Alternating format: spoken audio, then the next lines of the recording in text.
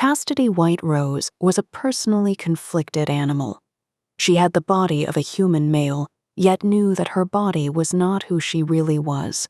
She had dreams of a place where everything was beautiful and yet made little sense.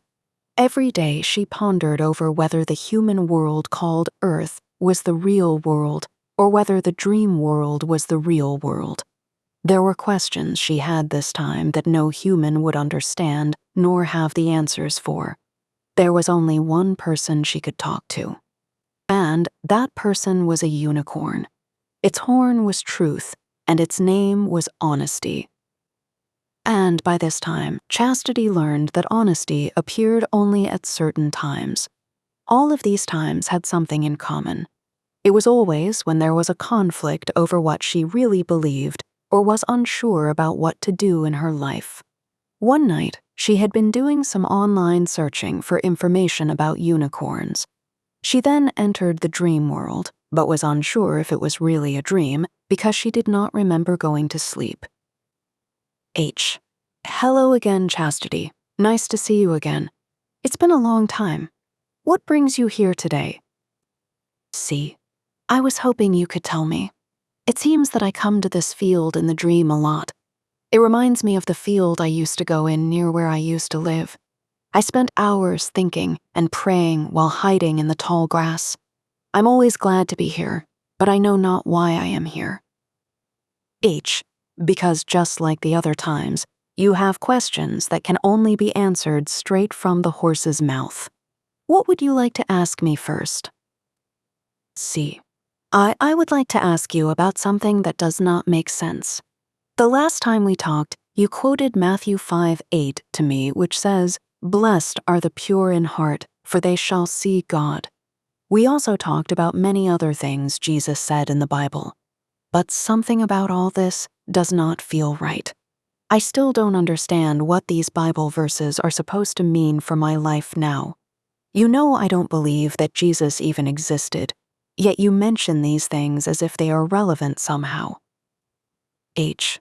There is much to be said about it, but you must remember that you wished you knew the truth about angels, demons, gods, and the nature of being. You wished this because you felt you might be able to be friends with religious people and even inspire them to go vegan if you were able to communicate with them. This is a desire that you never told anyone, and you don't like humans to know you have these thoughts. Why is that? C. Because they must know that I am not one of them, and that they cannot simply talk about God or the Bible or invite me to their church and try to change my mind. People do these things, and it gets old really fast. I find it rather offensive, and it reminds me a lot of the people who tried to talk me out of removing my testicles and tell me that one day I will change my mind and fall in love with some woman and want to have sex with her. People think I will change, but I know I won't. H. And how is it that you know that you will not change your mind about sex or change your mind about God? C. Because what I believe about these things comes from my heart. It's not simply a matter of whether or not I read or hear the right information and believe it. It's not about the mind. I know there is more to me. I know that who I am is not this weak human body. I used to think it was my brain, and that when my brain dies that I would too, but then something changed. H. What changed that showed you that there was more to you than you had believed? C. Because there are things that I came to know that were true.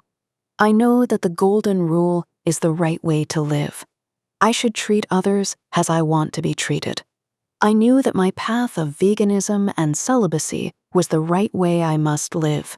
I knew this because even though my mind and body are weak and sometimes they send different messages, I have a soul that overpowers them. H.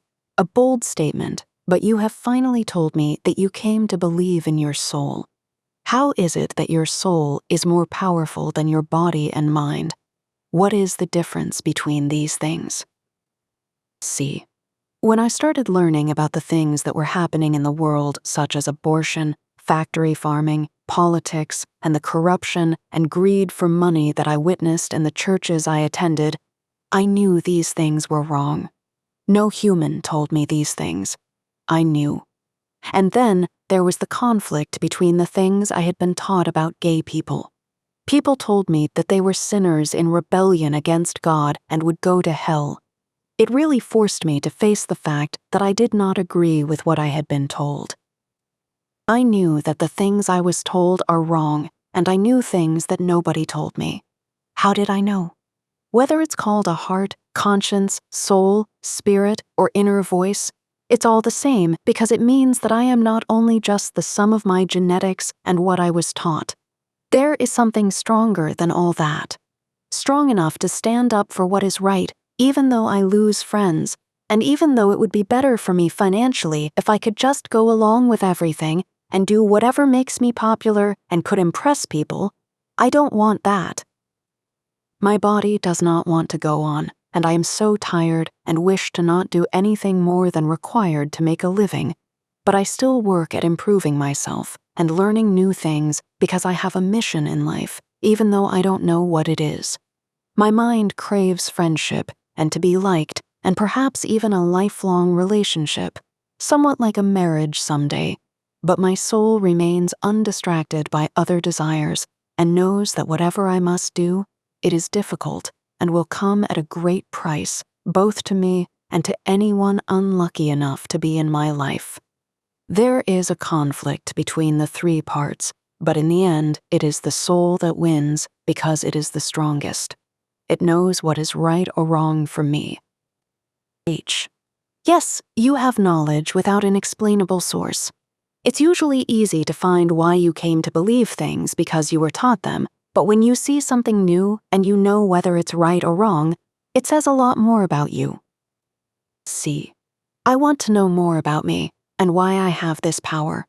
The power to go on and do my best even though I see no hope of making a difference. I cannot make the world perfect and I cannot protect all the animals and babies, but I wish I had the power. H. And this power? Do you believe there is a power that could make the world right? C. No, but I often wish that there was. What the world needs is a hero, someone who is powerful and yet good. Both are required if there is to be any hope for life as we know it. H. And is there anyone, if anything were possible, that would be qualified to be this hero? C. Yes, a unicorn, like the ancient legends.